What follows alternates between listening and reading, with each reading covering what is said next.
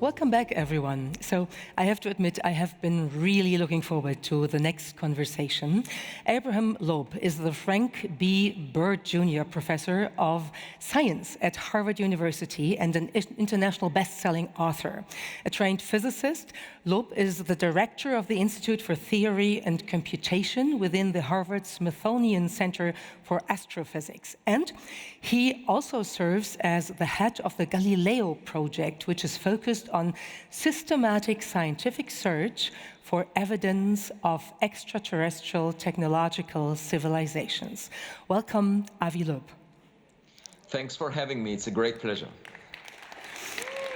Great to have you. You hear the applause. Everyone is very excited. And I think probably some participants have read your recent publication. That's an article in which you argue that our universe could have been created in a laboratory of an advanced technological civilization. Could we say humanity is then basically a computer game played by someone we don't know and don't understand? Not at all a computer game. There is a clear distinction between the real world and virtual reality, which is on computers. What I'm saying is that a sufficiently advanced scientific civilization is a good approximation to God. We are already producing almost synthetic life in our laboratories. It will take us perhaps another decade. And we can imagine that at some point we'll understand through the scientific method how to unify quantum mechanics and gravity. And at that point, it might be possible to create a baby universe in our laboratory. Now, this may take some time, but most stars formed billions of years before the sun. And there could be a technological civilization that predated us, 1 billion years before us. And if you think about our future in 1 billion years, we might well be in a position to do magic, or to, in other words, to perform the duties that we assigned in religious scripts to God. And so my point is simple. A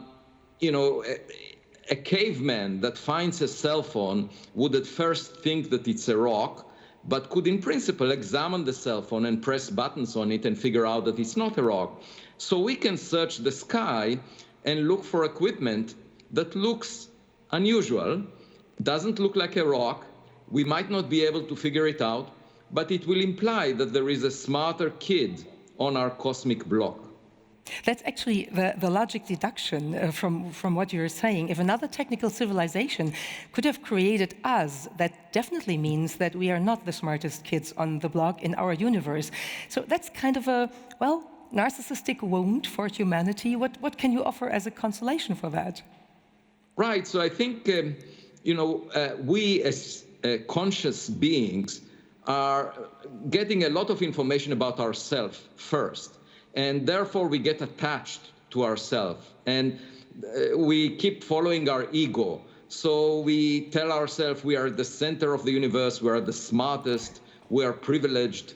And that resembles my daughters when they were young. They thought that they are the smartest in the world until they went to the kindergarten and met other kids.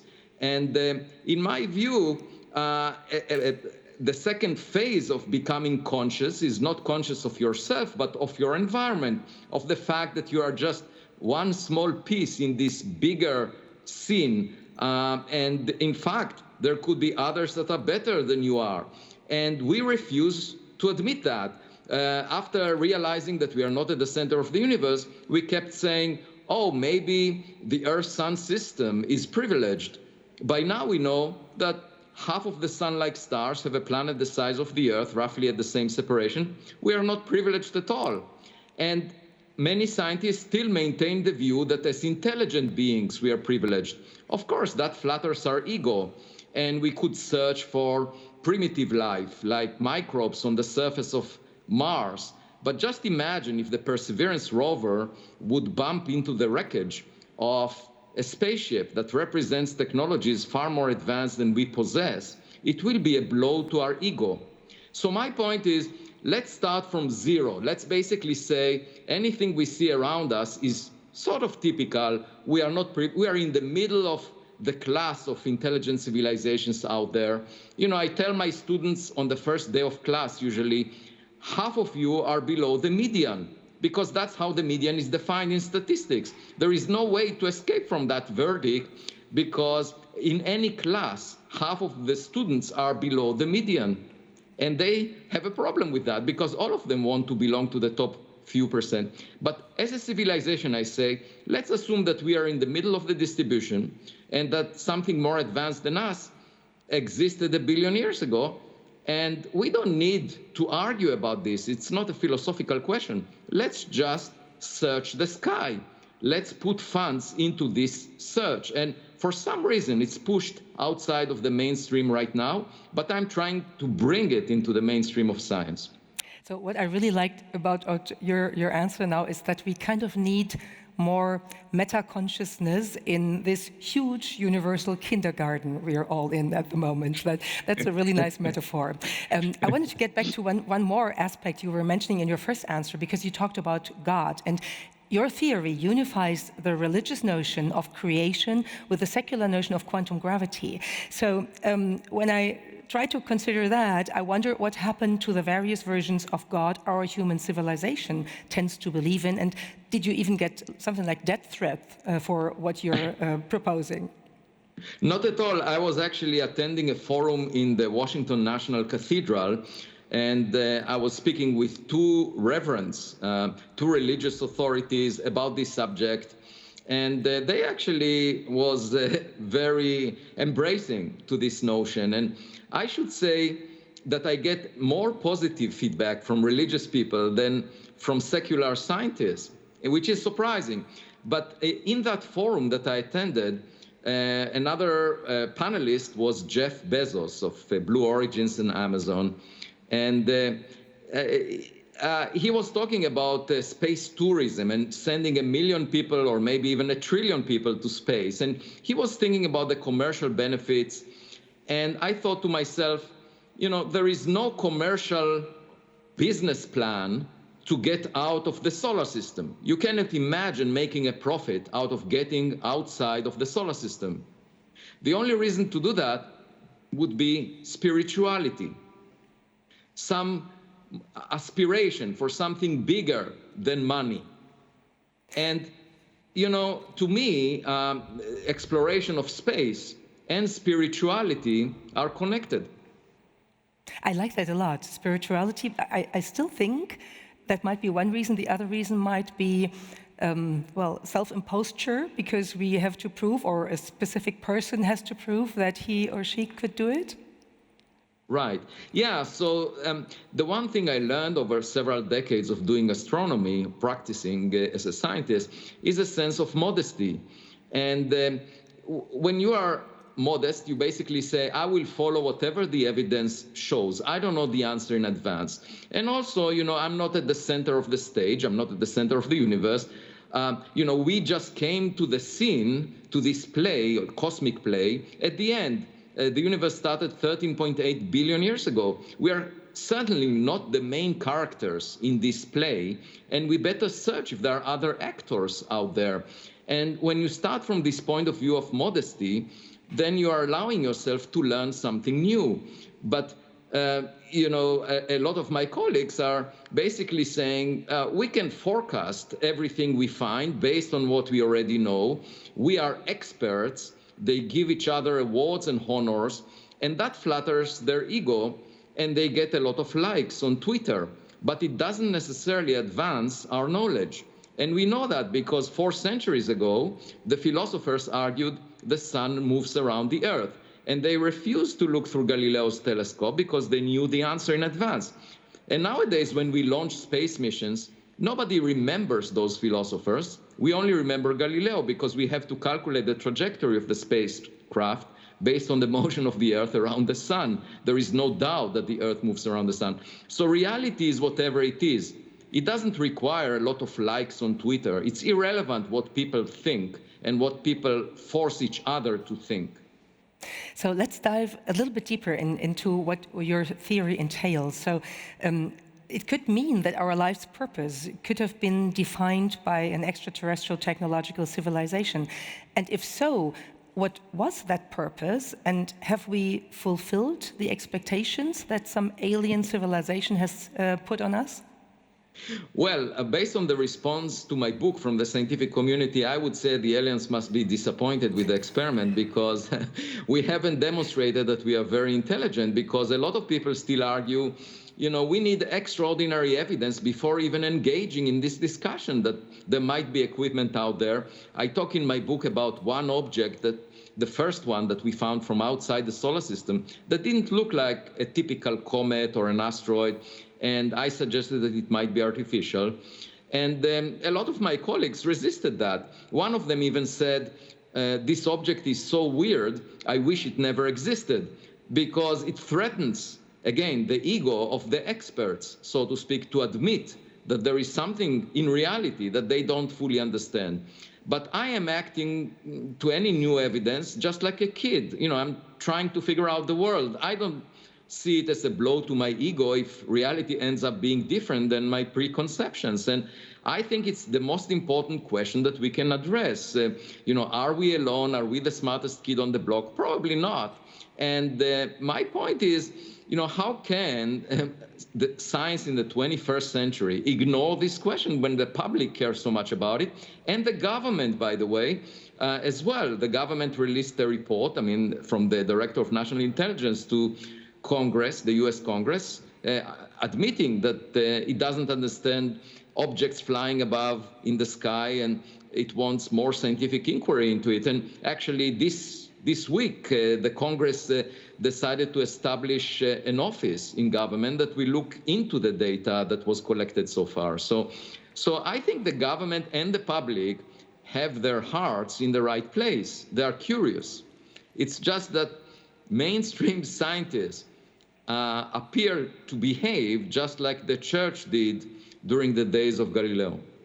Well, that's a very interesting position, and I think that is something we should really think about, because if you deal with the amazing phenomenon of our universe, and then you stick to basically the little drawers of our thought framework, then that's kind of sad.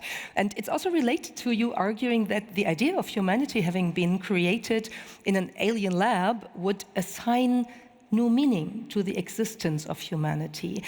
Could you explain why you think so? Yeah, so, you know, people ask very often, what is the meaning of life? And one possibility is that we would get the answer from figuring out that there is someone out there that either created our life, and I'm talking about a scientific civilization, not a divine entity that is an abstract philosophical notion, but, you know, a culture that developed science to a level higher than we currently possess. It's a very simple idea. Or that they would know the answer based on a much larger amount of information that they collected over 1 billion years. You know, we had modern science only for a century, so they might be much more advanced in terms of knowing, for example, what the universe is made of, what the dark matter is, what was there before the Big Bang, and so forth. So we can learn from them. The way I see it is by going to the kindergarten and finding smarter kids, you can learn something new that you didn't know before. And I see it as an opportunity rather than as a threat to my ego.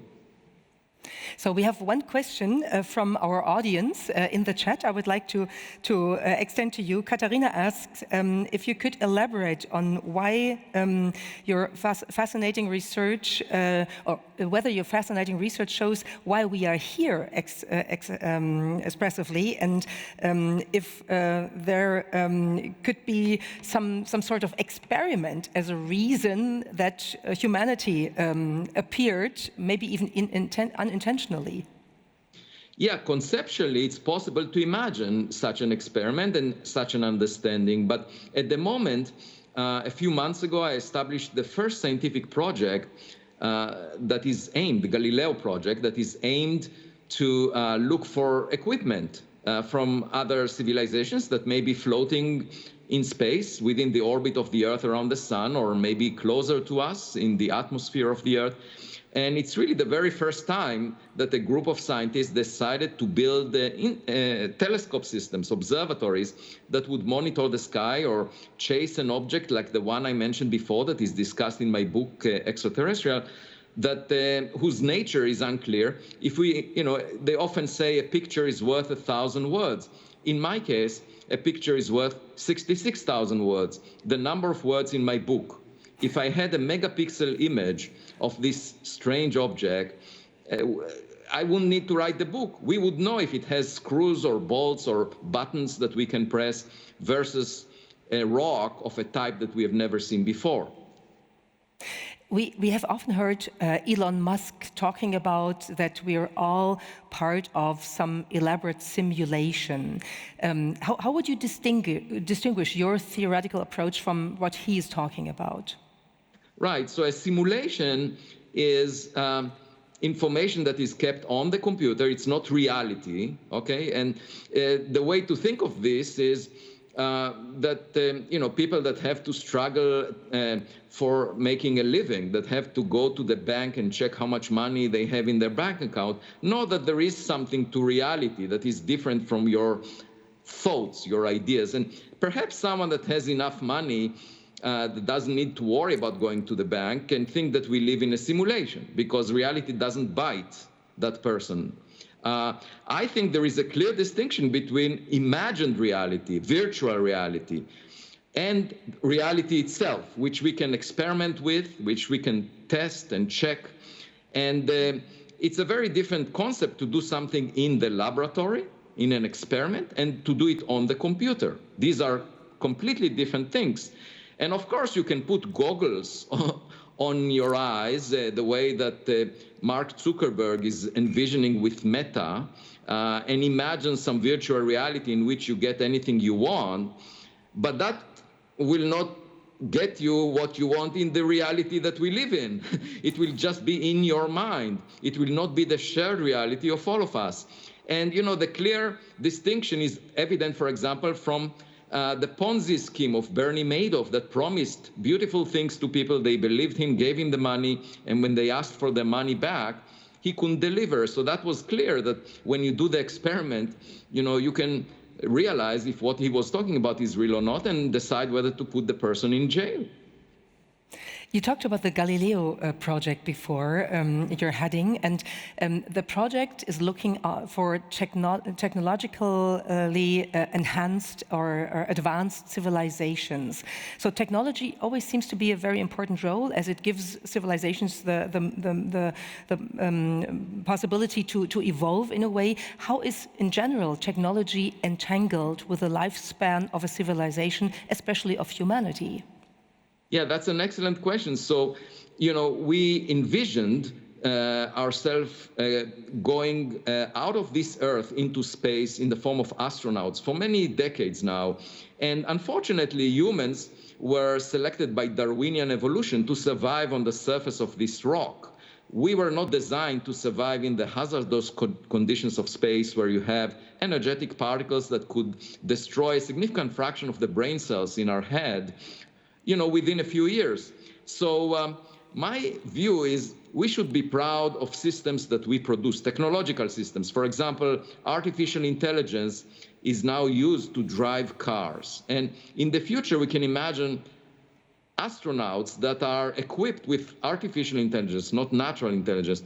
And I call those AI astronauts, and they would be much better than human astronauts because they can survive for long journeys. They are not impacted because they're made of electronics. They will not be vulnerable to energetic particles as we are.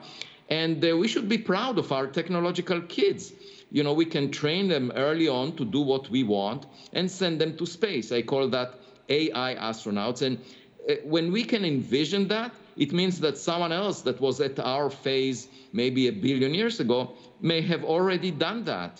And that's what I'm advocating for in the Galileo Project, looking for AI astronauts, looking for systems that might be very smart, but do not have any biological creature in them.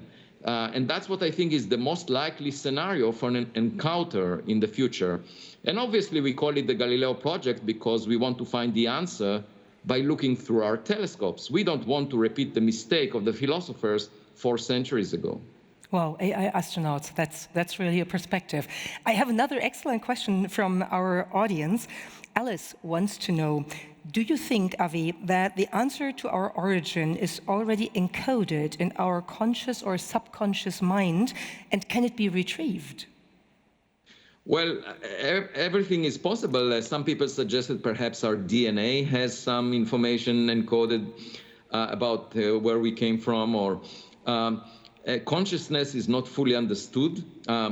It may be just an emergent phenomena that we have a very complex system of neurons in our brain, and something comes out of that arrangement that is not fully understood. I mean, even artificial intelligence systems right now are doing things that we cannot fully understand. We don't understand how they arrive at some conclusions, how they play chess, how they play Go, how do they win games with people. So it's possible that consciousness is something like that, but it's also possible that it's beyond that. And it's difficult for me to say anything about that because we don't understand consciousness. And what I would say is I understand what it is to find a physical object.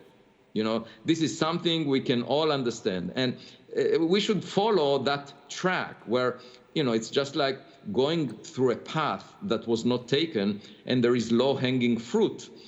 So you pick the low-hanging fruit first. Then you worry about more high-hanging fruit that is more complicated. Wow. One school in quantum physics posits everything that can happen will happen an infinite number of times. Means we live in a multiverse in which there are as many yous as there are universes that can split again and again infinitely. So that there are an infinite number of Avis somewhere out there as well as an infinite number of Miriams. Does that make you happy or does that scare you in a way? Well, neither of these. It makes me sad that people talk so much about something that cannot be tested because, you know, we live for such a short time. We better not waste our time about ideas that cannot be checked. As I said before, there is a big difference between ideas and reality. Most of the ideas do not apply to reality. So how can we tell if the multiverse is a real idea?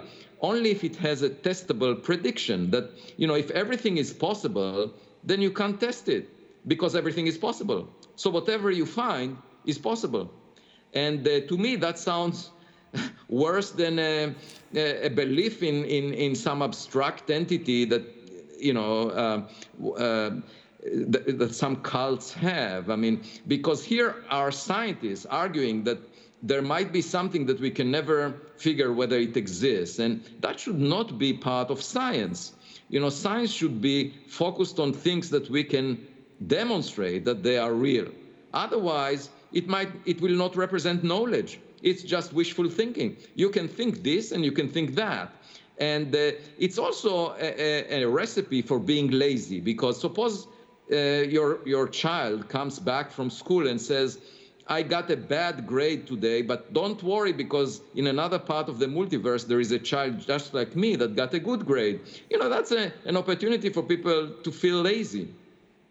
Good point. You're alluding to questions of accountability and how we kind of design and shape our lives and what responsibility we take. I'm totally with you in that. But couldn't you, from a philosophical point of view, also turn it around and say it could make us, the idea of the multiverse from a philosophical point could make us more conscious about the decisions we take in our life?